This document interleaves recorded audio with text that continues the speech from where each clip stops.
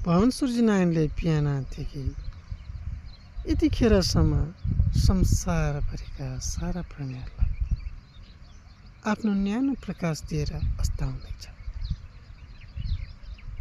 भगवानको नजरमा कुन ठुलो प्राणी, कुन सानो प्राणी, कुन धनी मान्छे, को गरिब मान्छे, को मोटो, को बलियो, को दुब्लो, सबैले समान रूपले व्यवहार भइरहेको छ। भगवानले कसैले पनि छुट्याएका छैन।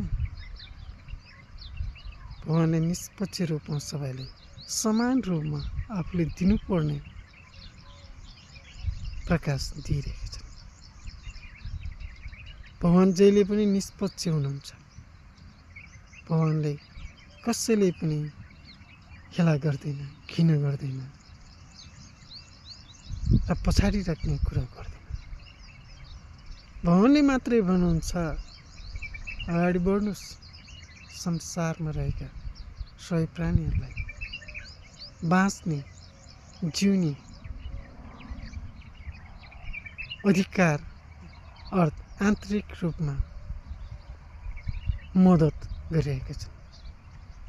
त्यसैले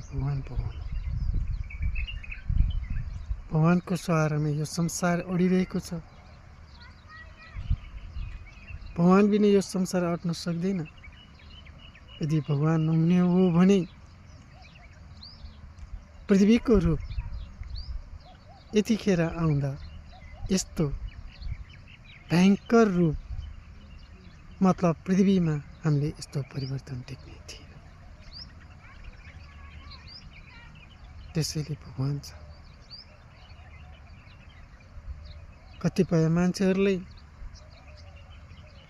बुझेर या नबुझेर भगवान छैन, उल्टै भगवानलाई विरोध गरिरहेको छ।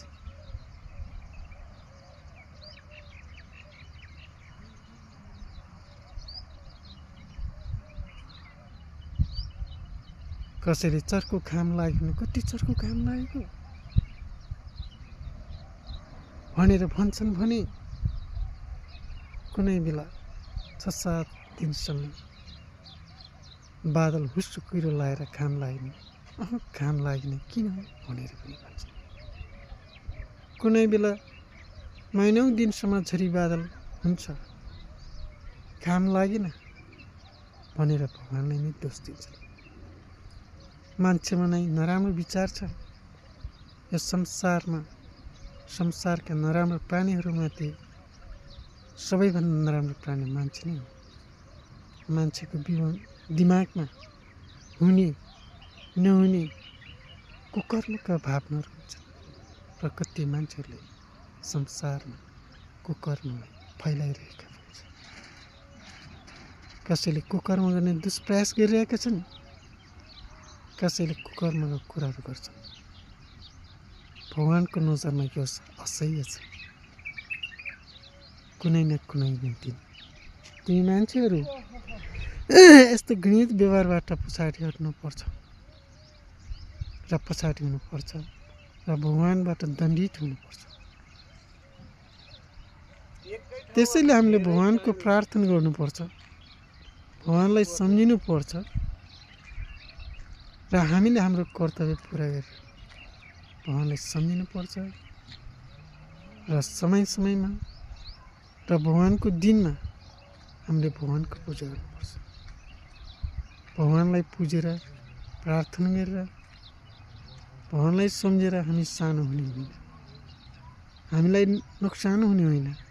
हामीलाई मात्र भगवानको नाम लिँदा केही न केही हाम्रो शरीरमा आत्मबल बढेको जस्तो महसुस हुन्छ। हेर्नुहोस् त, भगवान आफ्नो कामलाई कति निरन्तरताका साथ, दृढताका साथ बिहानदेखि यतिखेरसम्म सारा दुनियाँलाई न्यानो काम दिएर इमान्दारीका साथ अस्ताउनेछ।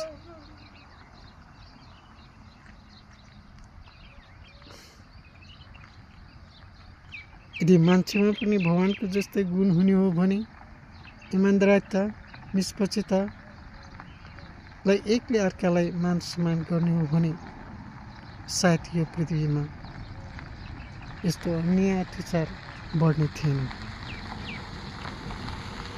मान्छेमा समानताको भावना,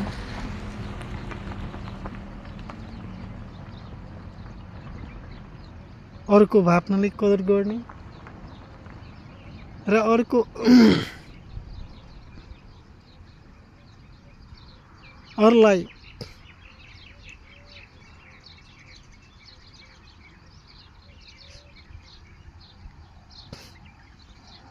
सानो बनाउने यस्तो कुरा मान्छेबाट नै भइरहेको छ। यदि नगर्ने हो भने, यदि यस्तो व्यवहार नगर्ने हो भने भगवान्ले जस्तै आफूले जति सक्यो त्यतिसम्म सकारात्मक पक्षका विचारहरूलाई प्रयोग गरी काम, कर्तव्य र व्यवहार अरूमाथि गरेमा साँच्चै पनि हामी अगाडि बढ्न सक्छौँ र अगाडि बढिन्छ पनि। हेर्नुहोस्, भगवान् सृजनारायण आफ्नो कामलाई पुरा गरेर यतिखेर अस्ताउनेछ। हेर्नुहोस्,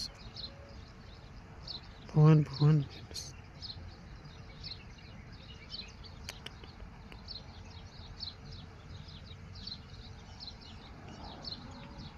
त्यसैले हामीले जो जति मान्छेहरू कुकर्मतिर लागेका छन् ती मान्छेहरूको विचारलाई छोडौँ।